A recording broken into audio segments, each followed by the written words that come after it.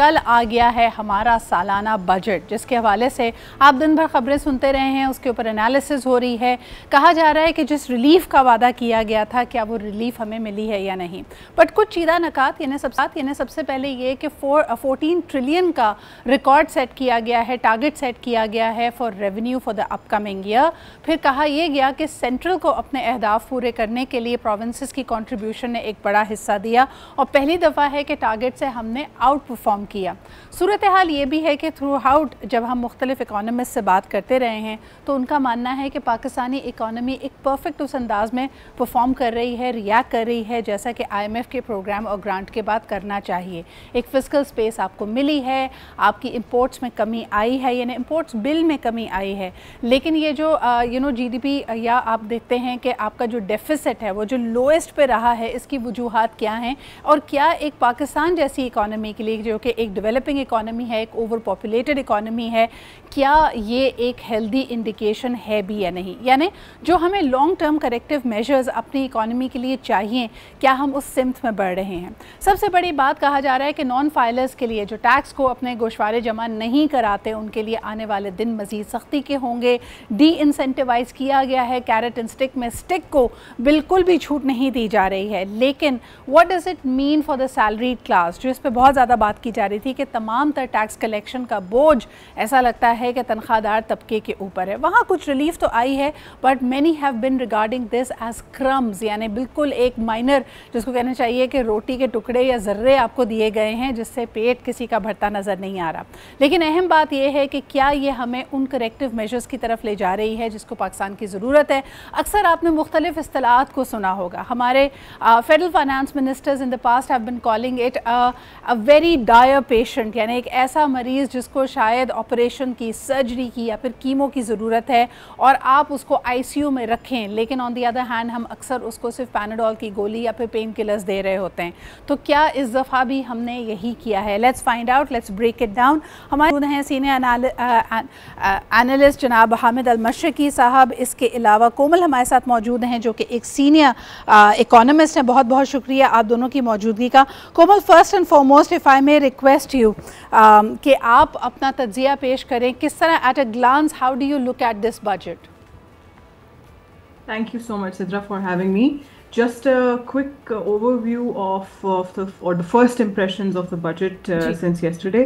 तो कुछ ऐसे कीवर्ड्स और वोकेबलरी हमारे फाइनेंस मिनिस्टर साहब ने इस्तेमाल की जो कि मेरे ख्याल में काफ़ी खुश आइन है। It's very, I am optimistic about the usage of that vocabulary, at least to see words like हमें जो है एक एक्सपोर्ट लेड ग्रोथ की तरफ जाना चाहिए, हमें स्टेट का साइज़ कम करने के बारे में सोचना चाहिए। The state has no business doing business. तो इस किस्म की कुछ चीज़ें हैं जो मेरे ख्याल में एक step in the right direction है। ये वोकेबलरी, ये लफ्ज़ों का इस्तेमाल इस तरफ पॉलिसी डायरेक्शन को लेकर जाना जहाँ पे हम प्राइवेटाइजेशन की भी बात कर रहे हैं और हम जो है वो इस तरह की बात करें कि मार्केट लेड इकोनॉमी होनी चाहिए। हम एक तरह से हमने एक डायरेक्शन अपनी सेट कर ली है जो कि मेरे ख्याल में लास्ट कुछ बजट्स में हम इस तरह से क्लियर पॉलिसी डायरेक्शन की को लेकर नहीं चल रहे थे। We have been talking about competitiveness, we been talking about export promotion और अक्सर कई दफ़ा मैंने भी ये बात रेज़ की और बहुत सारे इकोनॉमिस्ट इस बात को रेज़ करते हैं कि ये पॉलिसी की जो इनकन्सिस्टेंसी है ना, that has been a problem. So this kind of vocabulary using this और setting this narrative is very positive. However, थोड़ी डिस्क्रिपेंसीज भी हैं। I mean, of course, there are certain things that are pro-poor. मेरे ख्याल में salaried जो तबका है उसके टैक्स ब्रैकेट्स को छोड़ के जिसमें आई थिंक हमें मायूसी का सामना हुआ है, लेकिन बाकी कुछ चीज़ें जैसे कि एग्रीकल्चर के अंदर जो सब्सिडीज़ हैं, कुछ ट्रैक्टर्स के ऊपर स्मॉल फार्मर्स को जो है वो सपोर्ट करने के लिए, SME फाइनेंसिंग के अंदर जो स्टेट बैंक को बजट दिया गया है वो बढ़ा दिया गया है, तो उसके अंदर कुछ हिस्सा एग्रीकल्चर का भी आएगा, स्मॉल फार्मर्स का भी आएगा। तो कुछ चीज़ें ऐसी हैं जो कि मेरे ख्याल में अच्छे मेजर्स हैं। बट लेकिन कोमल इफ़ आई में इंटरप्ट यू, मुझे ये बताइए कि जैसे शुरू में आपने पॉलिसी डायरेक्टिव्स की बात की कि एक क्लियर सिमत हमें नज़र आ रही है, पाकिस्तान को एक्सपोर्ट लेड इकोनॉमी बनना चाहिए, इस बात में कोई दो राय नहीं हो सकती। The government has no business of being in the business, ये तमाम बातें हम पहले सुन चुके हैं। लेकिन क्या I don't expect them to have a magic wand, लेकिन क्या ये रटा रटाया नैरेटिव हमारा नहीं है? हम अक्सर ये बात करते, इस वक्त पाकिस्तान के पास सरप्लस बिजली हमारे पास मौजूद है, हम क्या चीज़ एक्सपोर्ट कर सकते हैं फौरी तौर पर? मैं इसको थोड़ा सा देखिए, इसको थोड़ा सा मैं यहाँ से लेकर फिर से जूम आउट करना चाहूँगी, trying to put things in picture कि कितनी फिस्कल स्पेस है ये सारे किसी किस्म के रिफॉर्म्स लाने के लिए। आपकी 50% से अराउंड 50% आपकी इंटरेस्ट पेमेंट्स में चला जाएगा। डिफेंस स्पेंडिंग हमने देखा है अराउंड 18 to 20% इंक्रीज हो गया है। थ्रो फॉरवर्ड्स हमारे बजट में इस तरह से हैं, प्लान इस तरह से है कि we can't commit to any new development projects, चाहे वो कैपिटल इन्वेस्टमेंट साइड पे हो, चाहे वो ह्यूमन डेवलपमेंट साइड पे हो। तो हमारे पास गुंजाइश ही नहीं है कि स्टेट का कोई रोल रह जाए। तो इस वक्त जो है, अगर हम मतलब this is where we have come to now, एक इस पॉइंट पे आके हम खड़े हो गए हिस्ट्री में जहाँ पे हमारी हुकूमत कुछ खास कर भी नहीं सकती। तो अब का जो रेट्रिक होगा, ये बातें जो हम सुन रहे हैं, उसमें मजबूरी का एलिमेंट भी ज्यादा है कि there is no fiscal space for government to do much.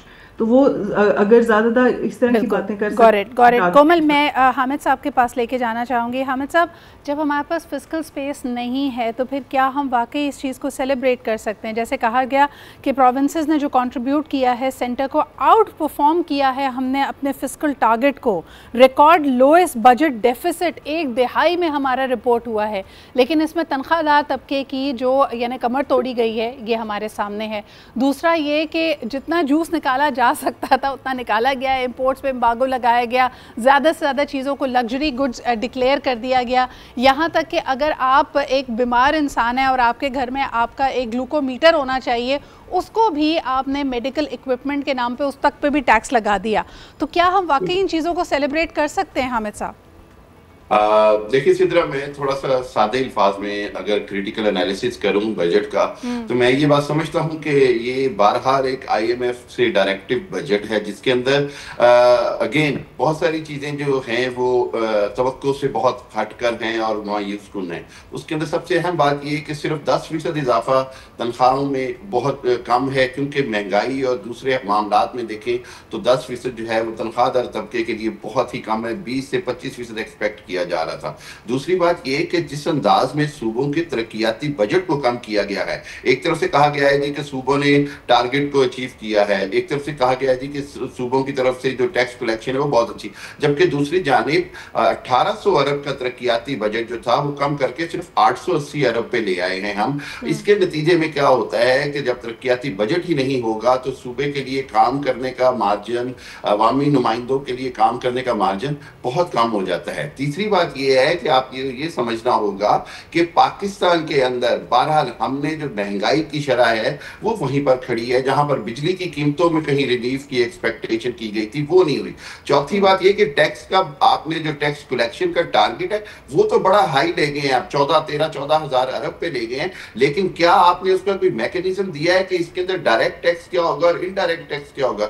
जब भी इनडायरेक्ट टैक्स की बात आएगी तो फिर अवाम के ऊपर ही बोझ पड़ेगा। बदकिस्मती से पाकिस्तान के अंदर अभी भी डायरेक्ट टैक्स के ऊपर कोई भी हुकूमत अपना पॉलिटिकल कैपिटल रिस्क पे नहीं डालना चाहती। उसकी वजह से पॉलिटिकल कंप्रोमाइज की वजह से ना तो दुकानदार या ताजर तबके को डायरेक्ट टैक्स में नेट में लाया जाता है, वही आ जाकर जोर जो है वो तनख्वाहदार तबके पर निकाला जाता है। उसके बाद जो सनतकार है, जो सरमायादार है या बहुत बड़े लेवल का जो जमींदार या जागीरदार है, अगेन उसके ऊपर कोई डायरेक्ट टैक्स की बात नहीं की गई। उसकी जो बढ़ती हुई दौलत है उसके ऊपर कंट्रोल करने की बात नहीं की गई। दुनिया की जितनी भी बड़ी इकोनॉमीज हैं, वेरी इंटरेस्टिंगली डेवलपमेंट का भी जो स्पेंडिंग है उसमें भी कट लगाया गया है और यानी डेफिसिट को पूरा करने के लिए डेवलपमेंट पे ही कट लगा है। It is very interesting. और फिर सबसे बड़ा जो पेन पॉइंट आमतौर पे होता है, बिकॉज इसकी बड़ी हेडलाइन बनती है, पार्लियामेंटेरियन से लेकर बाकी तमाम जो गवर्नमेंट एम्प्लॉइज़ हैं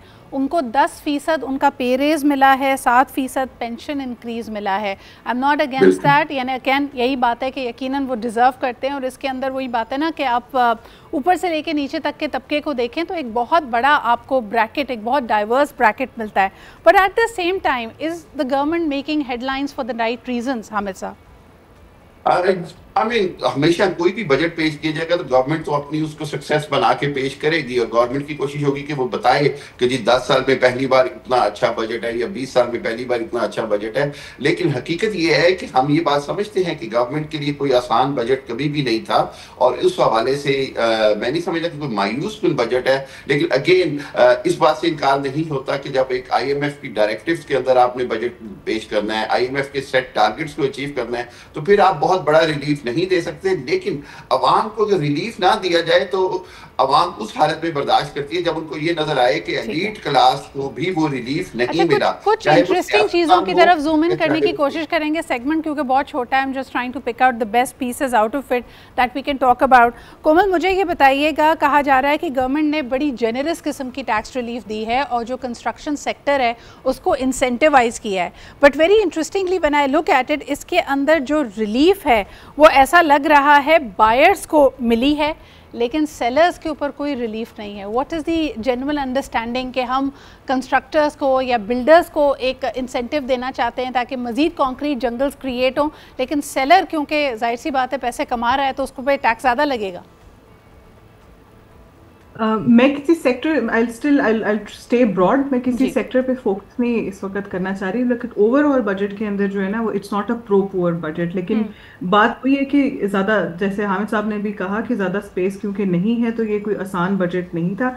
तो मुझे अब लगता है कि हमें थोड़ा सा डिस्कोर्स को ना पिवट करने की ज़रूरत है, थोड़ा सा डायरेक्शन चेंज करने की ज़रूरत है, instead of because we understand कि जहाँ तक हम पहुँच गए वो सारी reasons they must be criticise, they must be analyse, but moving ahead I think ज़्यादा फोकस जो है ना अब हमें आउटसाइड ऑफ द स्टेट सोचने की ज़रूरत है। तो may be looking at more innovative financing, whether it is infrastructure, उसमें भी पब्लिक प्राइवेट पार्टनरशिप्स के मॉडल्स जो हैं वो सक्सेसफुल रहे हैं दुनिया भर में, और with in social development also. तो अभी फॉर एग्जाम्पल इम्पैक्ट मॉडल्स आ चुके हैं, इम्पैक्ट फाइनेंसिंग के मॉडल्स आ गए जिसमें प्राइवेट सेक्टर को आप इस तरीके से एंगेज कर सकते हैं कि you incentivise them with a certain social profit या सोशल आउटकम। कोमल, मुझे बताइए, since you are speaking about innovative disruptions, how do you look at the crypto reserve that has been recently announced, and do you think it counts as one of those innovative measures?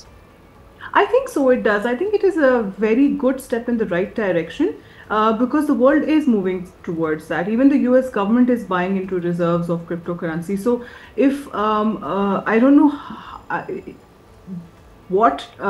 how developed we can be and how fast we can compete, because that is still something that is uncharted territory, so we're still navigating the waters.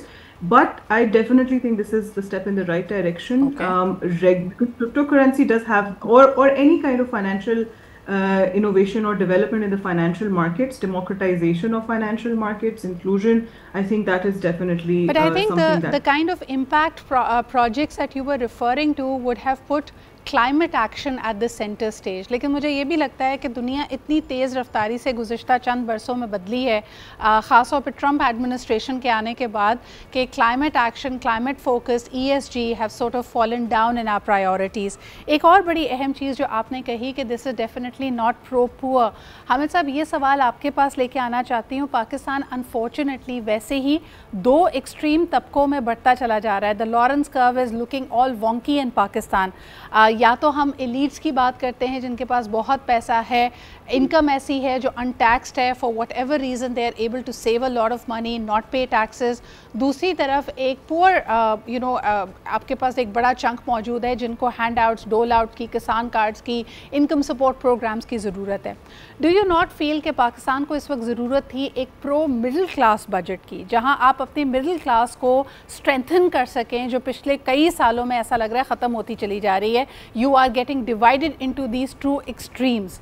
उसके लिए हुकूमत के पास क्या कोई measures मौजूद थे? Definitely this is the main point कि आपने अगर मिडिल क्लास को सपोर्ट नहीं करना और उस वो खत्म होती जाएगी तो पाकिस्तान या दुनिया को किसी भी मुल्क के लिए जो जो गैप है वो बड़ा खतरनाक हद तक बढ़ता जाता है और उसकी वजह से बहुत सारे नुकसान होते हैं। मेरा ख्याल ये कि मिडिल क्लास को सपोर्ट करने के लिए जो महंगाई को कम करने के बुनियादी जो बात होती है, चाहे वो इलेक्ट्रिसिटी में रिलीफ की बात हो, चाहे वो फ्यूल प्राइसेस में रिलीफ की बात हो, और सबसे बढ़कर ये है कि इनडायरेक्ट टैक्सेस को जितना हम कंट्रोल कर पाए उसके ऊपर ही मिडिल क्लास जो है वो सरवाइव कर सकती है। और तीसरी बात मैं ये समझता हूँ कि मिडिल क्लास के लिए स्मॉल बिजनेस के अंदर रिलीफ मिलने बहुत जरूरी थे, उनके लिए अपॉर्चुनिटीज के हवाले से, उनके मौके देने के हवाले से कोई नए प्रोजेक्ट लाने बड़े जरूरी थे। और सबसे आखिरी बात यह है कि क्या हुकूमत ये बात समझती है कि जो अमीर और एलीट क्लास है उसके ऊपर से जबरदस्ती उसके ऊपर से कोई कंट्रीब्यूशन लिया जाए किसी भी अंदाज में, एक वेल्थ के ऊपर एक मैक्सिमम चेक लगाकर जिसका रिलीफ जो है वो डायरेक्ट मिडिल क्लास को दिया जाए और वो जो गैप है उसको किसी ना किसी तरह से कम किया जाए। और छोटी सी बात होगा कि क्रिप्टो के हवाले से मैं ये समझता हूँ कि बहुत अच्छे इकदाम है, लेकिन पाकिस्तान हमेशा कई मामलों में लेट होता रहा है, इसमें भी लेट हुआ है। पूरी दुनिया ने बहुत तेजी से इसके ऊपर काम किया। अब देखना ये होगा कि पाकिस्तान के अंदर क्रिप्टो के हवाले से जब ब्लॉकचेन और माइनिंग के ऊपर काम होगा तो उसके ऊपर पाकिस्तान कितनी तेजी से काम कर सकता है। अदरवाइज अगेन जितना टाइम लगता जाएगा और उसके अंदर जितनी पेचीदगी आएगी, पाकिस्तान में प्रॉब्लम यह है कि कोई भी नया प्रोजेक्ट उसकी पेचीदगियों की वजह से बड़ी जल्दी फेलियर हो जाता है। तो इसके अंदर गवर्नमेंट को देखना होगा कि इसको कितना यूजर फ्रेंडली या एंड यूजर फ्रेंडली बनाया जाता है। Komal, last question to you would be, जो आपका आर्ग्यूमेंट था कि this is not a pro poor budget, मुझे पता है कि एक रिवायती सा हुकूमती रिस्पांस या पॉलिसी मेकर्स का रिस्पांस आपको इस पे ये मिलेगा कि बेनज़ीर इनकम सपोर्ट प्रोग्राम में तकरीबन 20% का बूस्ट मिला है। इस पे आप क्या कहना चाहेंगी? So I think this is a very वो क्या उसको कहते हैं, साइलोज में रख के एक पॉकेट के अंदर अगर आप इम्प्रूवमेंट कर रहे हैं, this is a very easy way to do this. Targeted भी इतना नहीं है, बेस्ट का हमेशा हम टारगेट बढ़ाते हैं। yes there is definitely going to be some benefit because already World Bank की report के accordingly हम the people under the poverty line, that percentage has increased. I mean half the population almost is under the poverty line. So yes, this is very welcome. But ये जो band aid kind of solutions है मेरे ख्याल में, अगर से social security net को अगर हम सिर्फ देखें, आपकी क्लाइमेट वाली बात को भी मैं ऐसी एक पॉइंट हाईलाइट करना चाहिए थी just to pick up from the last thread कि कंसिस्टेंसी बजट के अंदर ना एक खास तौर पे इस लेवल पे है। एक जगह पे हम कोल पावर्ड जो है वो प्लांट्स लगा रहे हैं और एक तरफ हम बात कर रहे हैं कि हम IMF से क्लाइमेट पे फाइनेंसिंग लेंगे और हम क्लाइमेट जो है रिजिलियंट पॉलिसीज बनाना चाहते हैं। तो ये सारी चीज़ें जो है ना, मुझे लगता है कि when you look at social security nets like this and then you increase that target or you increase the budget for that, then it is a very band-aid solution. It is something जो आप एक तरह से टिक box कर देते हैं। जब आपकी बाकी सारी पॉलिसीज में कंसिस्टेंसी नहीं है और वो प्रो पुअर नहीं है, चलो प्रो पुअर भी नहीं है, but if it's not inclusive enough then that means one thing we haven't spoken about, and since मेरे पास वक्त कम है, ज़रूर आप लोगों का इस पे कमेंट चाहूँगी। Unemployment at this point in time in Pakistan stands at 6.3%, और बजट की जो डिबेट थी, जो स्पीच थी, उसके मुताबिक अगर हम देखते हैं 15 से 35 साल का जो एज ब्रैकेट है वो सबसे ज़्यादा इससे इफेक्टेड है। यानी इसका मतलब है कि मुलाजमतें नहीं हैं, बेरोज़गारी बढ़ रही है और स्किल्स गैप भी बढ़ता चला जा रहा है। मैंने कई दफ़ा अपने प्रोग्राम्स में इस बात को हाईलाइट किया था कि हम जब इनोवेटिव सॉल्यूशंस की बात करते हैं, टेक बेस्ड सॉल्यूशंस की बात करते हैं, जिन लोगों को वो एम्प्लॉय करती है, मिसाल के तौर पे राइडर्स हैं, डिलीवरी बॉयज़ हैं, they are not getting the skills, these employments don't count as careers। इसके बारे में हुकूमत को क्या करना चाहिए, and do you think enough is being done? आप दोनों का इसके ऊपर comment and then perhaps we can close this segment. Hamid साहब, if you can take a go at it first. देखिए सिद्रा, कहीं पर भी जो इस एज गैप के अंदर या इस तरह की एम्प्लॉयमेंट की बात होती है तो हुकूमत के पास जो सबसे बड़ी अहम चीज़ है वो ये कि वो किस अंदाज में ज़्यादा से ज़्यादा छोटे कारोबार के मौके पैदा कर सकती है। बहुत सारे स्किल्ड बिजनेसेस ऐसे हैं जिसके अंदर उनको कारोबार का मौके दे दिए जाएं तो वो सेल्फ एम्प्लॉयमेंट की तरफ चले जाते हैं।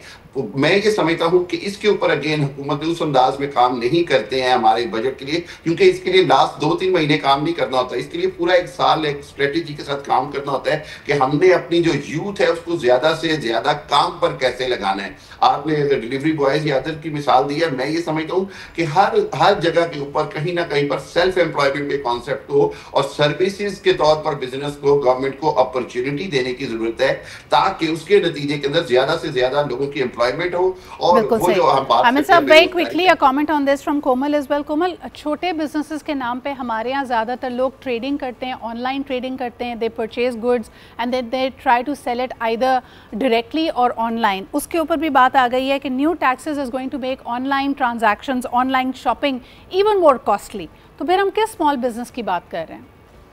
आप बिल्कुल सही कह रही हैं। I think my one liner on this would be that the state needs to step back a little. मेरे ख्याल में हमारी यूथ भी बहुत केपेबल है और इस सेक्टर में काम भी हो रहा है। जब हम इनोवेशन की बात कर रहे थे, मैं आपको एक और वो सोशल इम्पैक्ट इन्वेस्टर की एक कॉन्सेप्ट बताना चाहूँगी कि दुनिया भर में, सिर्फ पाकिस्तान का प्राइवेट सेक्टर नहीं, दुनिया भर का प्राइवेट सेक्टर इंटरेस्टेड है पाकिस्तान और पाकिस्तान जैसे ममालिक में इन्वेस्टमेंट करने के लिए, स्किल्स डेवलपमेंट, एजुकेशन और हेल्थ। एक यंग पॉपुलेशन जैसे पाकिस्तान की है, we really need to invest in human development, specially even nutrition and food security, because without a healthy mind and body you can not work. बाकी चीजें जैसी हमारी youth is capable and they can do that, but if the state steps back a little, आप रस्ते में मत आए, regulatory environment को बेहतर करें, टैक्सेस को कम, ऑफ कोर्स हम कहते हैं करें, चले कर टैक्स नहीं भी कम करना, but make it simpler and easier. तो कोई भी बिजनेस जो है जो कि प्रॉफिट बना रहा है उसको फिर टैक्स देने में प्रॉब्लम नहीं होगी। अच्छा, this is like a stark reality to what was being discussed prior to the budget. मैं देख रही थी कि OICCI की और मुख्तलिफ चेंबर्स की रिपोर्ट ये कहती थी कि पाकिस्तान में the ease of doing business, उसके पॉइंट्स में हम कोई 16 पॉइंट ऊपर गए हैं। पहले -5 पे थे, हम 11 पॉइंट्स पे आ गए हैं। But at the same time this is what the big businesses are saying. You very rightly pointed out to the food security. उसके ऊपर कहा जा रहा है कि कोई नए GSTs नहीं लगाए गए हैं की एग्री इनपुट्स पे, लेकिन फिर भी जो फार्मर्स हमारे तबका है, वो जो एग्रीकल्चर ज़रिए चीज़ों से ताल्लुक़ रखने वाला तबका है, वो मज़ीद की मांग कर रहा है। बहुत बहुत शुक्रिया। हमारे साथ मौजूद थी कोमल केनेथ शकील एंड हामिद अल मशरकी साहब। आप दोनों के इनपुट्स का बहुत शुक्रिया। This is our first glance at the budget, federal budget 2026। मज़ीद भी इस पर बात करते रहेंगे आने वाले हफ्तों में।